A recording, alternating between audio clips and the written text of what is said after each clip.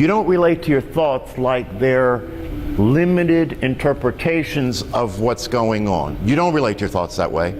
You relate to your thoughts like they're the truth, right? You just do that. You relate to your thoughts as if they're the truth. This is a big, big mistake, right? Your thoughts are not the truth. No thoughts are the truth. All thoughts are interpretations that are based on your past experience. And your past experience is very, very limited.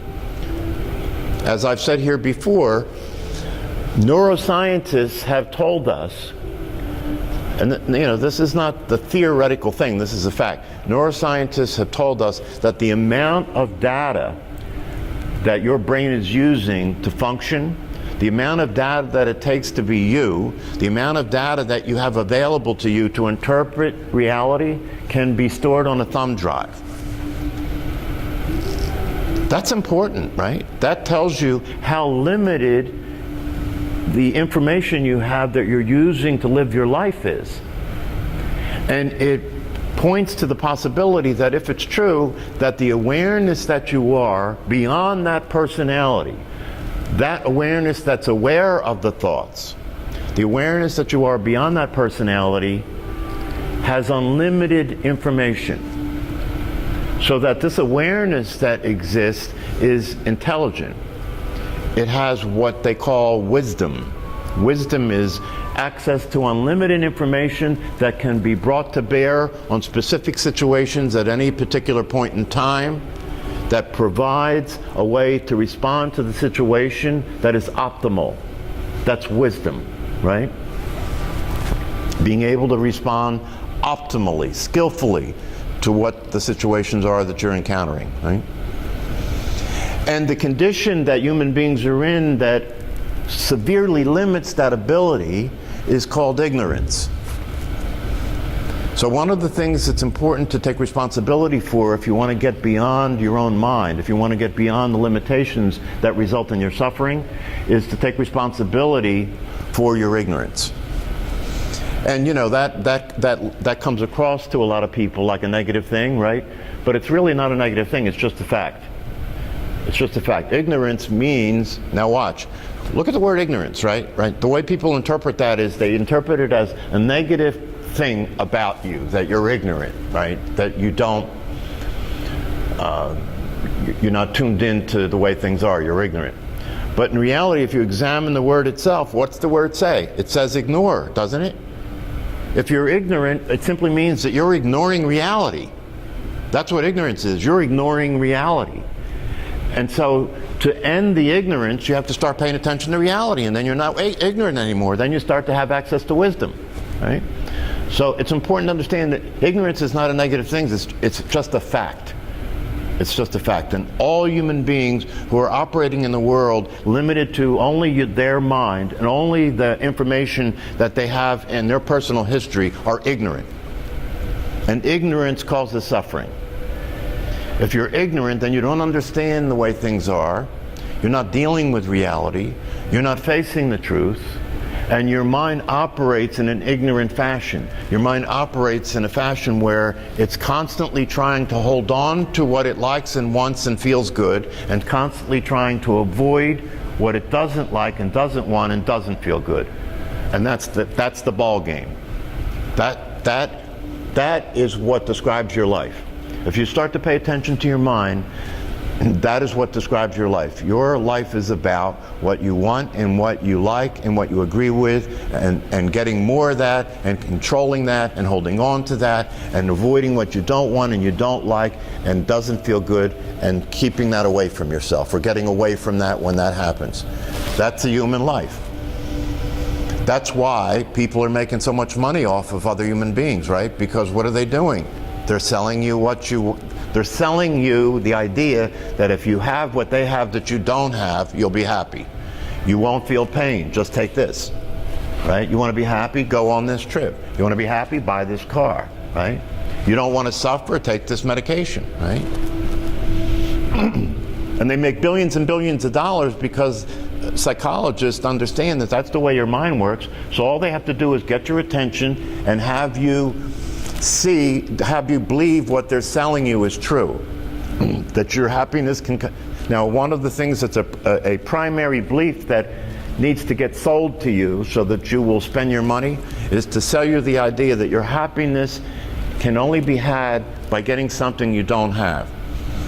Your happiness can only be had by getting something outside of yourself that you don't yet have. Right? That'll keep you in the gerbil ring forever. Right? And if you're paying attention, one of the things that you'll see by being mindful about your experience is every time you get something that you thought would make you happy, what happens? See, it's insidious because there are things that you thought would make you happy that when you first get them, they do, right? But it's very temporary, right? It's a temporary gratification, right? And soon afterward, I mean, if you think back in your life, you would think people would wake up and realize that this is never going to work, right? How many times have you gotten something that made you happy that didn't work, that didn't last, right? A relationship, a car, a job, more money, security, whatever it is, right? If you start to wake up, you realize this is not a good game. You can't win this game, right? You can't win this game. And so then it becomes necessary to look and see, is there any possibility for being happy? Right? Is that possible to be happy?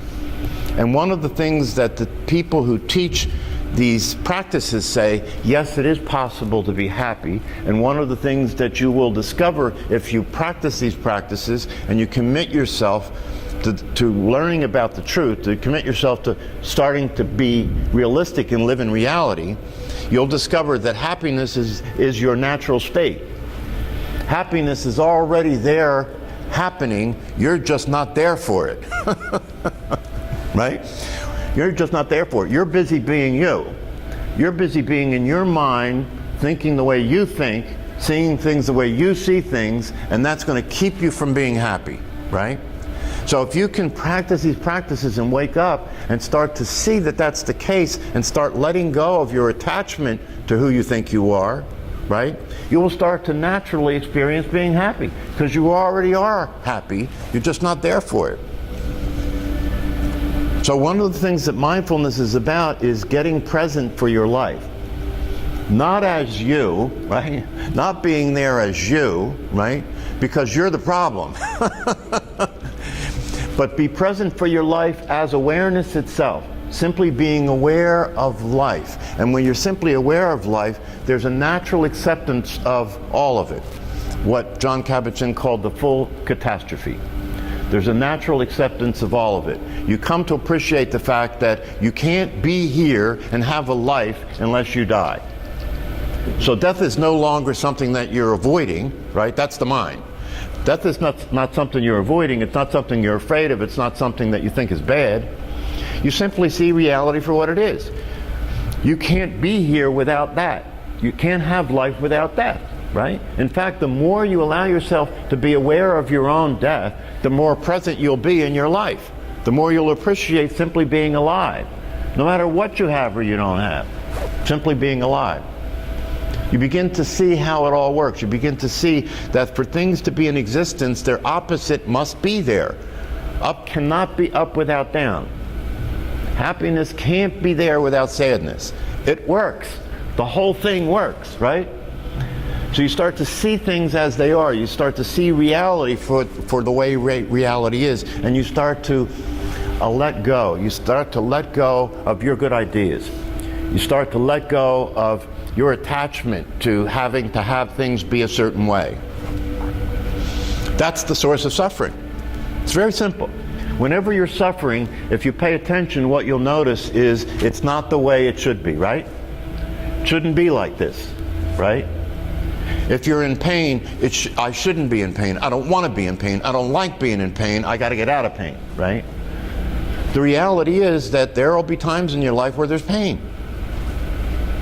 The reality is there will be times in your life when you feel good emotionally and times when you feel bad emotionally. Like the weather. That's what happens. That's a human life. So then the question becomes, are you going to let go of your good ideas? Are you going to let go of identifying with who you think you are and just be there for life the way life is? If you do, you'll discover that you're happy. You're no longer thinking things should be different. The source of upset is unfulfilled expectation, yes? Isn't it true that whenever you're upset, there was something that you expected and it wasn't like that, right? Like Christmas. Every year people suffer at Christmas, right? Because Christmas is never the way they think it should be. They keep trying every year though, right? We're going to try this year. So if unfulfilled expectation is what causes suffering and upset, then if you pay attention, you start to examine that, it may occur to you that all you have to do is be willing to expect things to be the way they are, and you're never going to be upset. Why? Because things are always the way they are. Isn't that so simple, right? It can't be simpler, right? But even if you see the simplicity of that and you see the obviousness of that, right, you'll still go and be crazy. You'll still want it to be different because that's the way your mind's been conditioned, right? And so when you practice mindfulness-based meditation, you're practicing unlearning what you learned that made you crazy. You're practicing undoing the programming in your mind that has you be crazy, right? And that's why the brain science and the neuroscience is so important. Because now we know this is not just spirituality, this is not just psychology or philosophy, this is actual brain science. That when you practice mindfulness meditation, you are literally changing your brain. We now know that the brain's changing all the time, which means that you're always practicing. If your brain's changing all the time, whatever you keep thinking, whatever you keep feeling, whatever is the way that you keep seeing things, keeps training your brain that that's reality, right? And so if you want to experience a different life, if you want to experience feeling differently about your life, if you want to be happy, if you want to experience yourself differently, then you have to practice experiencing it that way so that your brain can learn that. So your brain changes, and then if your brain's changing, it stops producing the crazy ideas. It stops producing the crazy perceptions. You can actually go sane. You can actually go sane. You can actually change your brain in a way where your brain goes sane, and you become saner, and it becomes natural.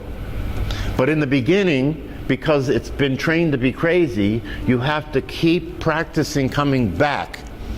So the practice of mindfulness meditation starts by doing it formally, and then once you get the hang of it and you start to be familiar with what it feels like to be awake and be aware, then you start to bring it into your everyday life all the time.